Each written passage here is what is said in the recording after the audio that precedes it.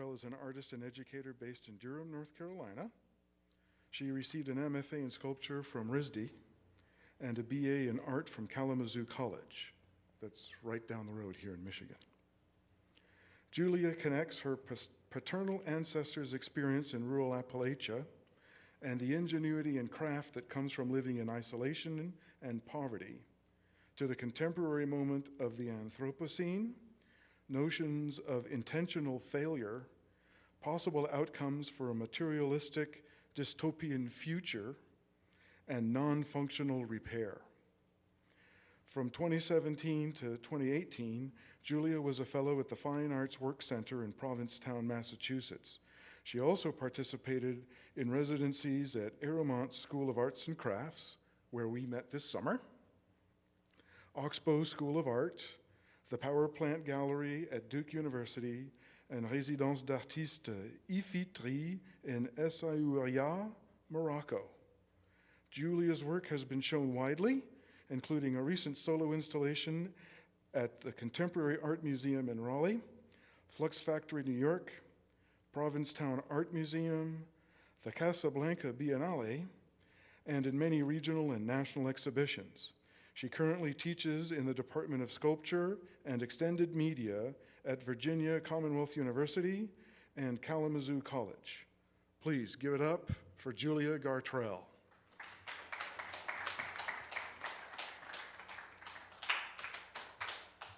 Hi, everyone. Oops, already getting ahead of myself.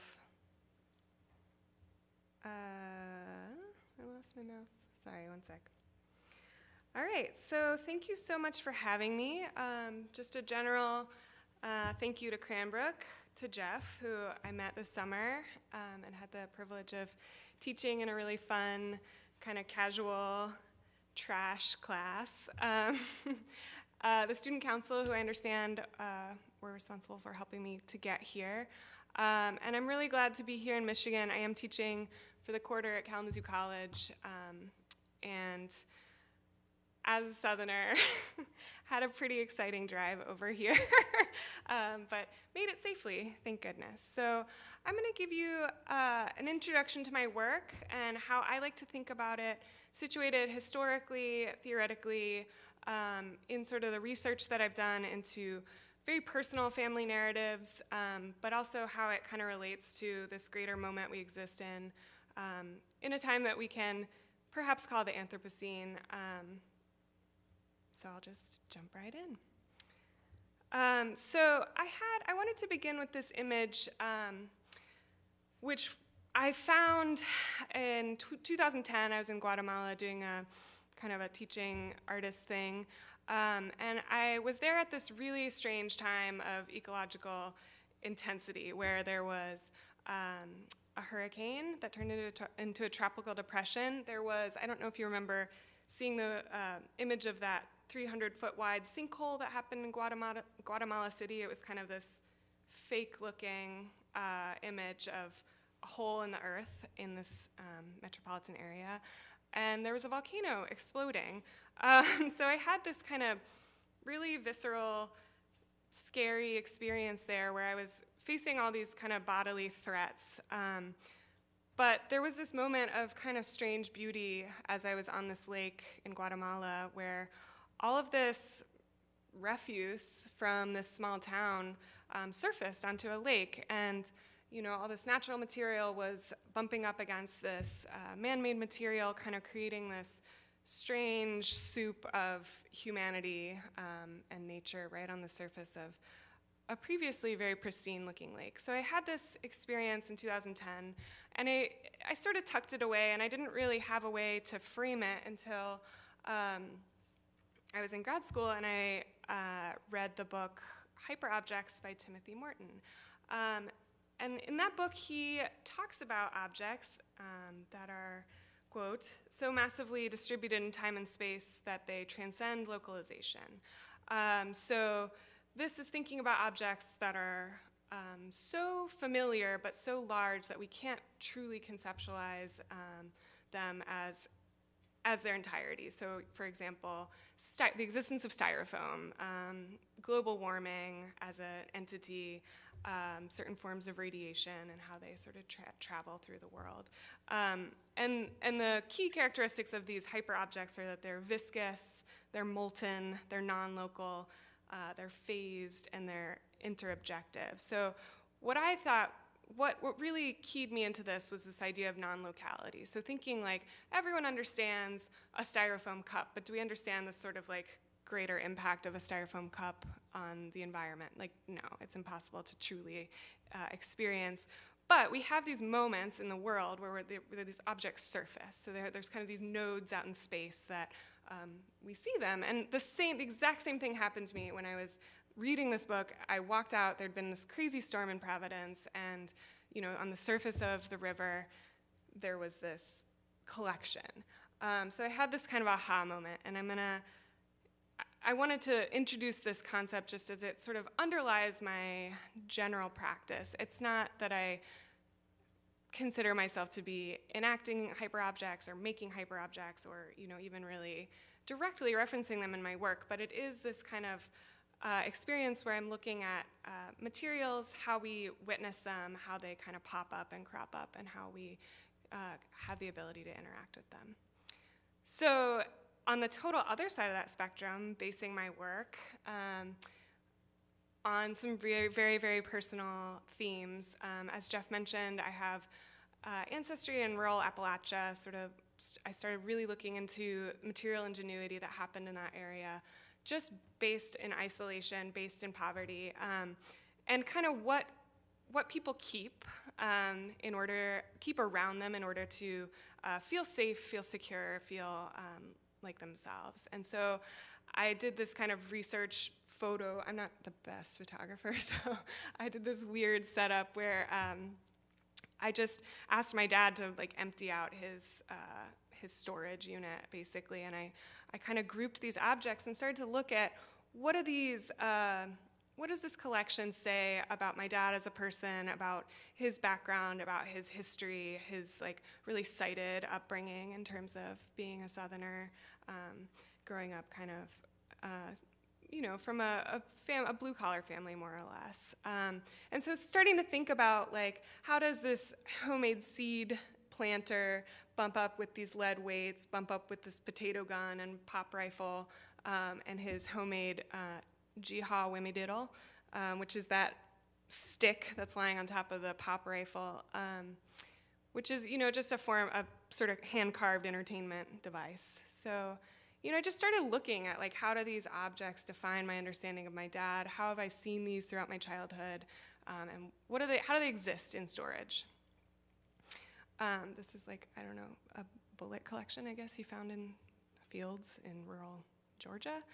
So I started building these temporary monuments, basically, to storage, to hoarding, to collection, to folklore, to sort of family history, thinking about ways that personal mementos, when they're rubbing up against commercial goods and kind of more ubiquitous materials, how they can point both specifically to a person, but also exist as kind of an access point for anyone.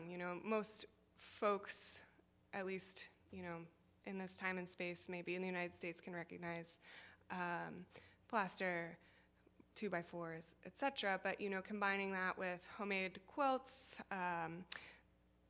material that I gathered from really specific sites. So I'll get into the clay object a little bit further into the lecture, but thinking about how this sort of transportation of hoarding and communication of sort of personal collections exists. So I did a series of these, and one thing to note is that they're impermanent. These don't exist anymore as the sculptures that they once were. And I should mention, I tend towards kind of having environmental themes in my work, but I wouldn't necessarily consider the work environmentalist.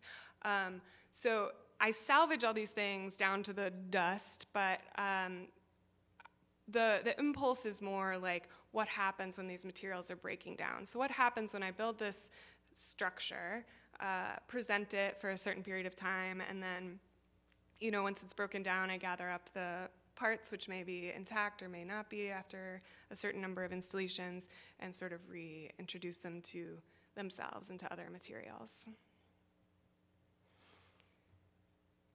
So just looking, to dissect a little bit about what's going on in this particular sculpture, there's, I think I have a laser pointer. Let's see if I can.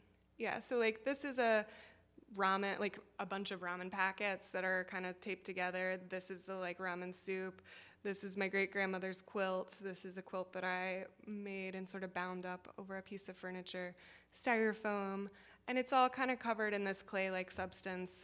That's clay that's transported up from North Carolina, and that I mix with plaster as this kind of like maybe healing, maybe sort of temporary connection between these objects.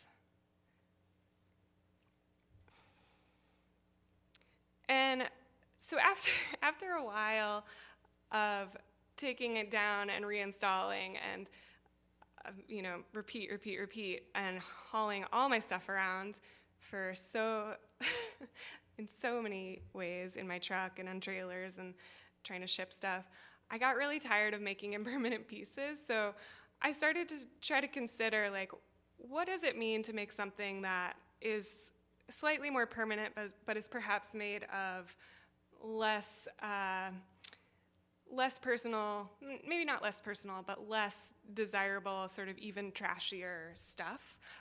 So as a person who salvages and saves a lot of things, I started really just gluing together everything I owned and started this series where I was building these kind of gentle homages to people. This one is entitled Self, so you can guess, who that's about. But in this piece, I have, this is this is the address to my brother's apartment in Washington, so I actually can use that as, I reference that a lot when I'm writing him mail, but thinking about there's these sort of mementos and references to my real life, but there's also studio trash, actual trash, and they come together in these hollow forms and exist as more kind of permanent structures. So detail, like cleaning out the junk drawer.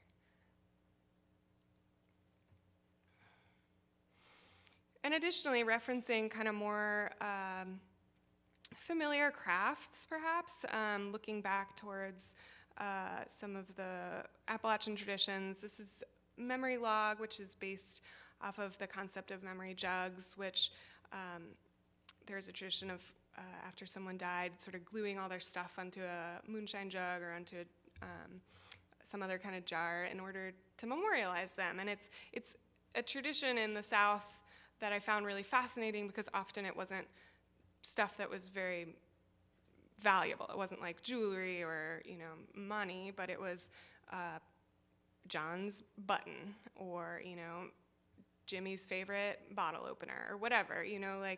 So thinking about when I'm making these things into more permanent installations, like how does seeing what collection I have in my midst, and these are sort of just at-hand collections, what does that look like? And again, a lot of these surfaces that are kind of this tan are combinations of plaster and this North Carolina clay, which I'm going to tell you a little bit more about soon. And then the other aspect of this sort of collection and this background that I have in creative reuse, which is an industry I worked in for a long time, in which clean industrial discards are collected and resold for creative purposes. So I have sort of this background, both interpersonally with my family, who perhaps borders on hoarders, and in the industry that I worked in for a long time, which intentionally took things that other people were discarding and gave them the opportunity to live again. So, I have a hard time letting things go, but I tend to try to isolate it into my studio practice. So, again, collecting cut-off scraps from whatever other project I'm working on and having these ongoing relationships with them. So this piece is kind of just an infinity piece for this moment where anytime I have sort of soft, small scraps, I'm able to keep them and sort of consolidate them and make them into an object that makes sense. This sort of notion of consolidating and looking at something for its form, where when you look at a pile, this is a view from my lap of what I start with, that maybe doesn't make sense as an object to me, and I have this urge to consolidate and solidify these materials. But it does the same thing where you're rubbing up, sandpaper next to a gum wrapper, next to dust that's rolled up into a plastic bag. So just kind of looking at ways that these materials interact and having outlets. I've basically have structured my practice so that I have outlets for all of these materials. And I must say, I'm not obsessive. I can throw things away. And I often have to, because as an actual object maker, my practice is a burden. And so I'll show you a very giant piece that I made that I just had to throw some parts of it away, and it was this kind of strange experience. So I'm going to tell you a little bit about some of the notions of sort of ingenuity and creativity and sense of making do that inspired a lot of my practice, really. But growing up and having these objects around, particularly this basket, was always something that I really loved. It's made out of kudzu, which for anyone with ties to the South knows, it's this really kind of pernicious vine that's taking over. Well, they always say it's taking over. It's more or less contained, but areas where it's allowed to grow freely turns the landscape into this kind of rolling hill. I don't know. I'll show you a picture of it. But it's a very clear indicator that you're in the South when you see kudzu taking something over.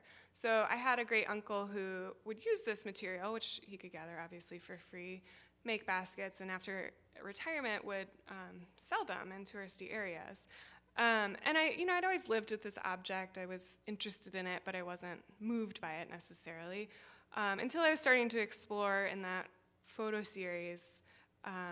And I flipped it over and I said, hey, that's just like a hunk of thrown out 2x4. And I started asking my dad, where was Clarence getting the material to make these baskets beyond the kudzu? Do you know if there were other items that he was using as a base? Because I was really fascinated by the idea of just starting this basket off of actual trash and turning it, not that I'm necessarily into the capitalist side of it, but this sort of ingenuity, creativity with what's at hand. And my dad said, yeah, he just had a junk pile and would, make a basket off of whatever. So I kind of took that to heart, and I started looking at that more specifically. These are not my pictures. All my pictures of kudzu are kind of out the window and blurry and a little dangerous. Looks like you can email jonathanvanburen@gmail.com if you want more info on that one. But, just kind of looking at kudzu from the long view and looking at the way that it does take over landscapes to a degree, and it turns these objects into kind of sculptural spaces. So,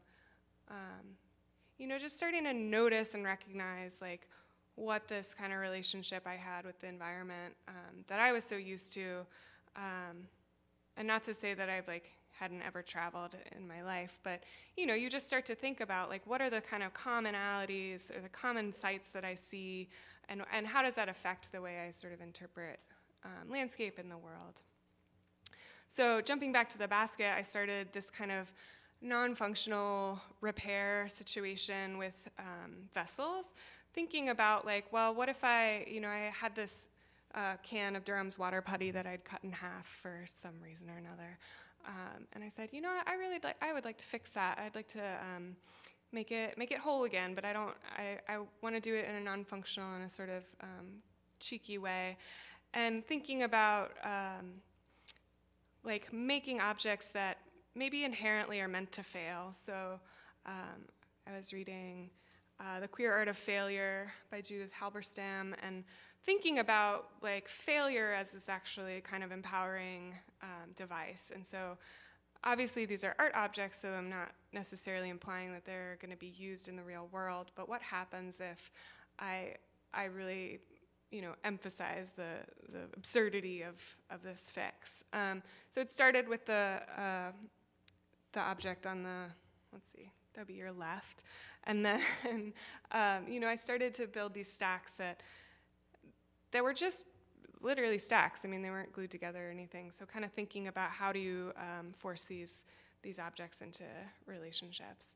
And really started a whole series of vessels, a series of kind of these collected items that I was trying to repair and sort of, give this new quirky life to, and, not in a overly sentimental way, but kind of thinking about, like, if I were, trapped in my studio and I had to, like, create vessels and sort of in homage to Clarence, like, how could I do that? And again, like, most of these are really actually pretty useless. But just looking at what's at hand, the gray jug is made out of gravel that I just collected outside my studio. The middle piece is off of a cake plate that was my grandmother's that I broke, and I was pretty sad about, but I built this sort of, cheeky cake thing on top of it, the ubiquitous seltzer bottle, and some traditional twining. And, sort of more extreme versions were thinking, like, okay, if I can build a basket off of anything, like, what happens when I take something that's actually, like, a pretty personal object? So a hiking boot that I'd had for 13 years that had carried me, all through the United States, all through Canada. What happens when you kind of memorialize that through this, like, careful act of weaving a basket onto it? So I wanted to talk a little bit about the relationship I have with clay. In addition to kudzu, another thing that you might really be startled by in the South if you've never spent time there is just the sort of vibrancy of the earth. There's this real particular color to the earth. And I was in grad school in Rhode Island, and I was feeling really, I guess, kind of homesick and feeling like I didn't have relationships necessarily to the materials that I was using, which was starting to become more important for whatever reason. I felt like it was important for me to have kind of some personal connection and some relationship to the materials. So I started digging up this clay and bringing it sort of bucket by bucket up to Rhode Island, and that was really like a moment where you're like knee deep in mucky clay and like 99-degree weather in North Carolina. Like, am I really doing the right thing with my life? But I did manage to, find these varieties of clay. There's about 100 different types of clay in North Carolina that occur naturally. So, I brought all these with me back to my studio and learned how to process them into a usable kind of plastic material. I felt really like I've figured this out. I have hauled this material up. It is now mine. It has a direct relationship to this area that I'm interested in. Like I'm just getting right to the heart of it all. And it was really funny because I would, as you saw, I'd like create these kind of skins, and I didn't have the ability to fire stuff at that time. So I was really using it as like a liquid material and a sort of building material that I couldn't make permanent. And the sculpture department was like, what is that? Like, what is that weird color you're getting? I don't know. And I was really crushed because I wasn't like communicating this kind of really personal color thing. But I moved beyond it. And these are just some examples of how I was processing the clay and firing them. So I just wanted to revisit this object again because it will tie into this repair, well, I should put that in quotes, repair-ish workshop that we'll do tomorrow. Because I was building all these objects, I wasn't able to fire them. I was like making these huge coil pots, and I dropped this one, and it broke to a degree, and then I just sort of broke it intentionally and started gluing things back together. So to zoom back to this sort of self-portrait object, this is sort of the origins of that.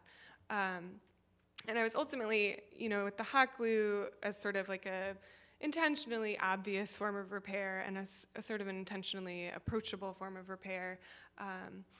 And at some point I did like dissolve the clay back out of that, and I had these weird nets. And so, just looking at various ways that this material existed as a surface and as a sort of sighted experience.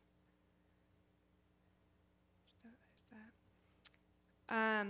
And then looking into it as a more permanent material. So I did actually ultimately get the access to kilns and was pleased to find out that it did really fire up as like a really perfect clay body, which I think was mostly just luck, because I'm not by any means a ceramic material scientist. But, I started to build these objects that had these more kind of permanent relationships to the clay. And that also translated stories slightly more directly. So this piece is kind of a funny family story that's based on a great uncle that had a moonshine business. And it sounds like made up, but he had a store that was on two sides of two different counties. Basically, there was like a county line that ran down the middle. And obviously, like selling moonshine, well, now it's been legalized, but was not regulated, in the 40s or whenever he was selling it. And he was also had gambling machines and stuff. So when the sheriff from one county would come, he'd get the heads up from like one of his buddies down the road, and he had all his objects on wheels and would literally roll them to the other county where, in theory, he was outside of the jurisdiction of this sheriff. And it was a winking agreement. So like everyone knew what was going on, but it was this kind of like humor and ingenuity that really infected my interest in this, in this folks and like how they kind of were dealing with the relationship to their land and to their material possessions. That's just a close-up. I made those moonshine jugs out of the clay, just kind of for fun, really. So then I'm like working in New England, not necessarily needing to identify as a Southern artist, but finding a lot of inspiration and sort of relationship to that area. But of course, other material processes come about and the other materials become available. So I start to look at kind of other industries that are related or relatable to my practice through their materiality. So I'm just going to show you kind of the process of collecting fishing nets and rope that's kind of scavengeable from New England. It's just all over. So these are just some images of these beautiful objects. And this is what they look like when they're washed up on the beach. This is in Provincetown. And just thinking about sort of the found quality of this object, this found beauty, how it exists already in it's kind of this sculptural space. It's this shock of color on this otherwise truly deserted landscape. I think that day we saw whales. It's like a really pristine patch of nature, and then you're like interfacing with this, I guess what you could describe as a hyperobject that's kind of surfacing in your space. So I wanted to show this quick video also just of how this material, just the real quality of this material. Hopefully this will play.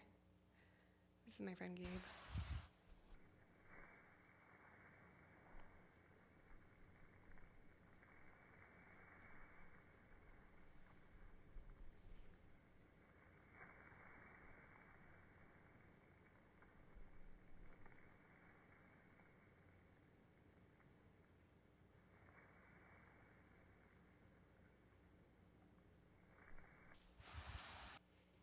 So just looking at, finding properties and materials that I was intrigued by, and figuring out new ways in sort of the same way that I approached the clay, finding ways to process these. So throwing it in my truck, washing it a lot because it's really smells terrible.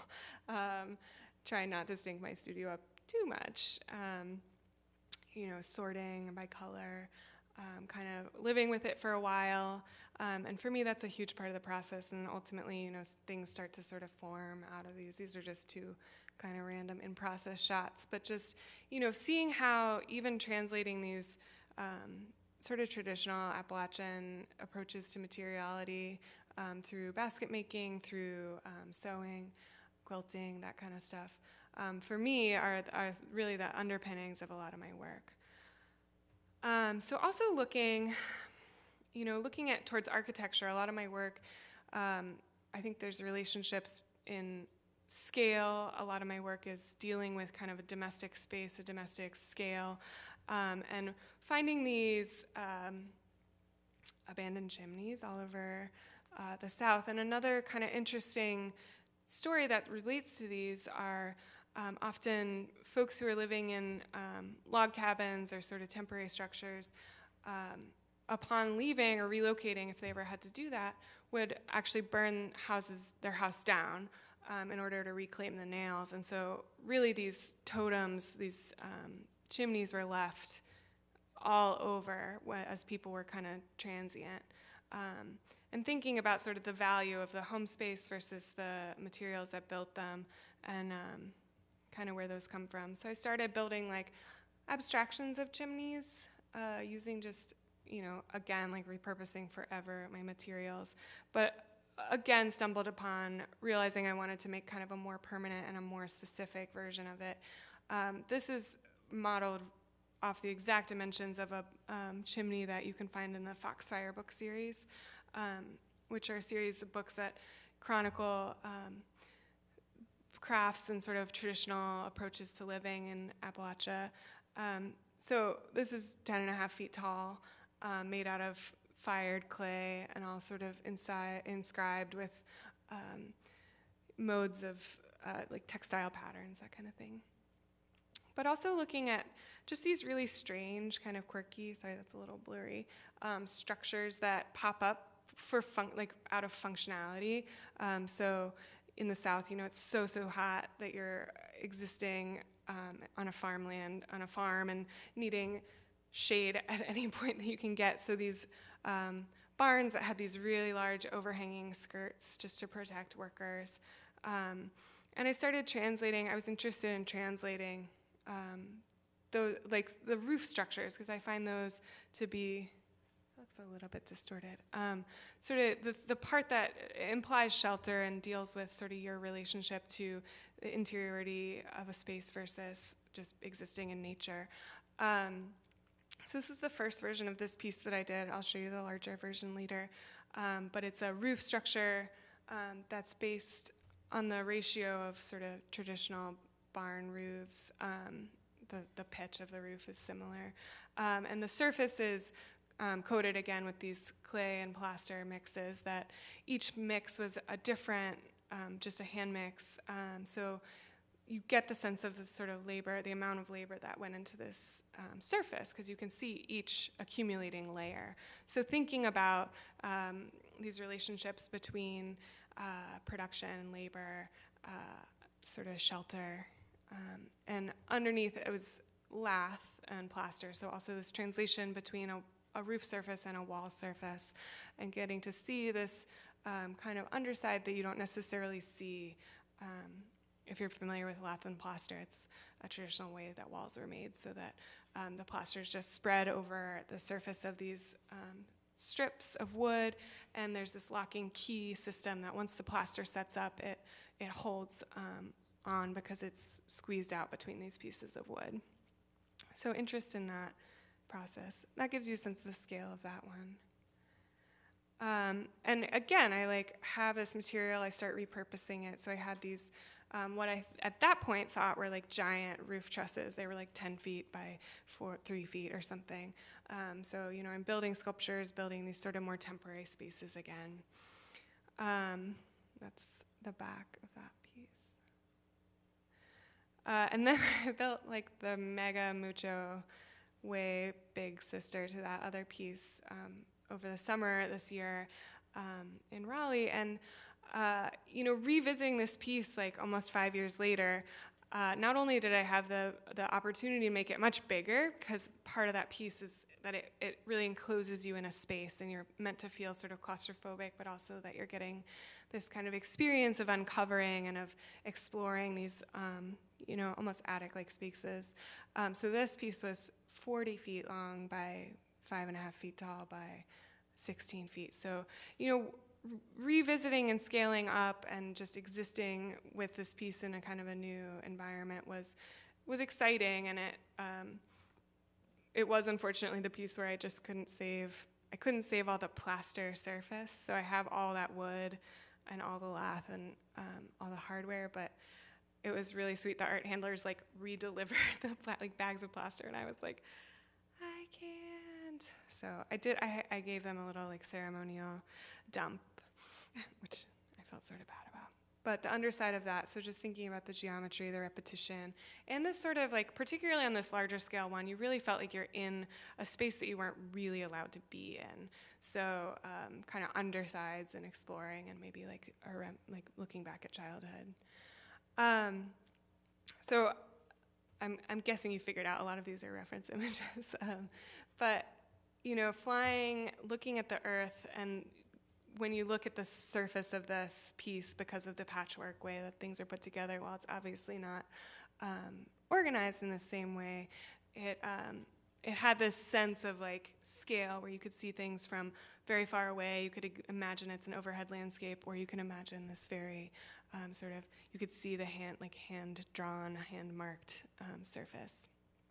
So thinking about patching and quilting and piecing, which a lot of my work tends towards, this compulsion to sort of make things whole and make things unified, has some sort of, interesting historical background as well, where Depression era flour sacks, were commodified, turned into these beautiful printed surfaces that people reused, made into dresses. So there's sort of this interest in ways that sort of the personal ingenuity was transformed into a commercially viable opportunity. So, in my sculpture practice, that sometimes comes out as, me having to make whatever surface I can with whatever materials I have. So this is a piece called Old Man. It's on top of a rocking chair, so when you walk by it, it has a little sway. It's a little creepy. It's about 6 feet tall. But just sewn together pretty much every fabric object I had at the moment. But looking at ways of ingenuity, this was just some warehouse wall that I was at a show, and I was like, oh, it's just so good.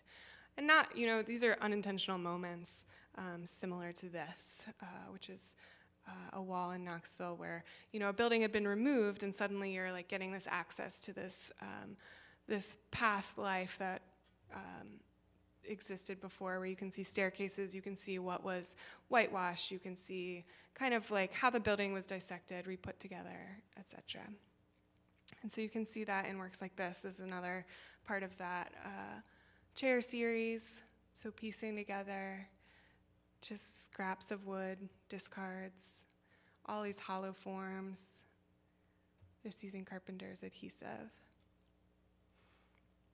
And another kind of using up project where I decided I wanted to weave this object that used all of my soft materials. So finding kind of boundaries in my practice by just using what I have access to.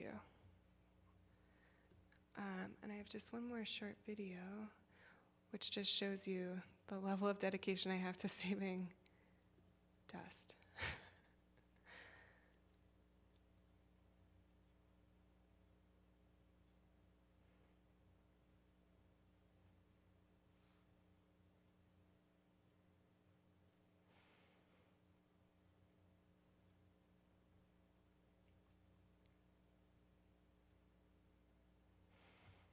So keeping those materials, and then they transform into, items like this, which is basically all the dust, all the paint, all the plaster I had in my space, turned into sort of a totem. And similarly, my other hiking boot, which was memorialized in this weightier way by using up some other materials. So I'm getting close to the end, but just thinking about all these themes in my work and really took me to a new body of work that I'm starting, which y'all will actually be sort of the first people to experience this idea of radical repair and this mobile repair workshop. I got some funding in order to build essentially a tiny house on a trailer that's going to be this space where broken items are kind of transformed, maybe not functionally, but back into non-broken items, either through some sort of physical fix, some sort of psychic fix, some sort of interrogation of their materiality. So that will happen a little bit tomorrow. And just, thinking about ways that things fade, things are collected, things are repaired, are what we're going to look into, and also build some fun things. I did have to include this. This was a picture of my cat's broken tooth, because as I was thinking about the things that are broken in my life, that I don't feel like I have the ability to repair at the moment, the tooth came up. And also my dad's really busted car from that got damaged in a hurricane. So I guess I'm bookending this conversation a little bit with hurricane damage. But, thinking about when things are broken suddenly, when things are broken and sentimental, and how we sort of change our relationship depending on that situation. So if you're around, we'll have lots of materials, lots of supplies, lots of ideas to sort of spark conversation and some readings, and just looking at various ways that we can kind of approach repair through this, what I like to deem as an anti-capitalist approach to repair. Thank you very much.